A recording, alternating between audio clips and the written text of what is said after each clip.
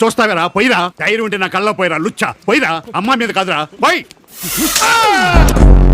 ఇలా అని మన కంపెనీ చీఫ్. కంపెనీలో చీపా? రేట్ ఎంత? సరే రండి. వస్తానమ్మా, జాగ్రత్త. తగలేదని. అల్లుడు గారు ఎలా ఉంది? కళ్ళు తిరుగుతున్నట్టుంది మామయ్య. ఎందుకురా మధ్యలో ఆకలిస్తే తినొచ్చని. అది బ్రెడ్ కాదురా.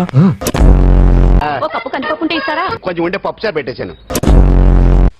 నగల కోసమేగా వెతుకుతున్నావు? అవునండి.